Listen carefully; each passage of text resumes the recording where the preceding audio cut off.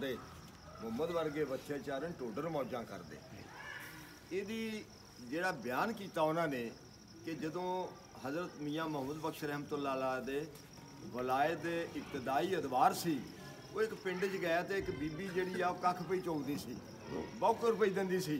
आपने पूछा बेटा तेरी सीरत भी चंगी आ, तेरी सूरत भी चंगी आ, वो पुत्रा तू कख च पई चुगदी है, तेरा नां की आ? उनके सरकार मेरे नाल राणी आ। आपने कहा वाह मौला तेरा निज़ाम आ। अगले पिंड गए तो तंबू कनाता लगियां ते बंदे भी रोण ते बीबियां भी रोण। ते आपने पूछा शाही लोगों इत्थे की होया? उन्हें अर्ज की सरकार जीवन खां मर गया। पढ़े लिखे बंदे सारे तुसीं बैठे दोस्त मेरे जी शऊर हाँ बसीरत वाले हैं, गौर फरमायो इस गल ते।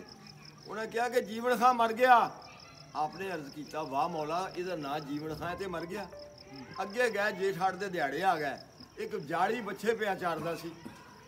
आपने पूछा भाईया तू दोपहर दे विच डंगर पिया चारदा, तेरा नां की आ? उन्हें कहा सरकार मेरा नाम मियाँ मेरा नाम मोहम्मद बख्श आ। आपने कहा मौला एक मियाँ मोहम्मद, एक मैं हाँ, एक ये मोहम्मद बख्श आ। उतों आप सरकार उतों आए तो मलकाने चौंक च आ गए अपने गोजरे। ये हैडकुआटर है नहीं सियासतदाना का, उत्थे तशरीफ लिया ना जदों तो आप एक खंबे ना खलो गए तो अगे सियासतदान जेडे कोई जुत्ते हुए कोई हरे भलवान गौ तकीए लाए आ, कोई मालशा करान डे आ, कोई चंपी करान डे आ, कोई लुटिया माल इकट्ठा करन डे आ। आपने पूछा साई लोग कौन आ? उनके सरकार है टोडर हाँ। आपने शेर मुकम्मल किया कि राणिया वर्गियां देवन झाड़ू जीवन खा पे मरदे मुहम्मद वर्गे बच्चे चारण टोडर मौजा कर दे। कर लो टोडर मौजा नहीं करन देनिया। असी अपना हक लेना, मजदूर नूं हक देना, गरीब नूं हक देना, शरीफ आदमी की इज्जत का पाईवाल बनना।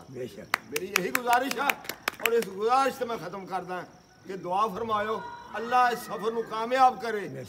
अल्हम्दुलिल्लाह तुहानूं ये नदामत महसूस नहीं होएगी कि अमजद वड़ाज के मुंडे नूं कामयाब कराया सीगा, वो 10-10 रुपये लैन दिया, वो कमेटी चो ग्रांट दिया, वो पटवारियों को लैन दिया।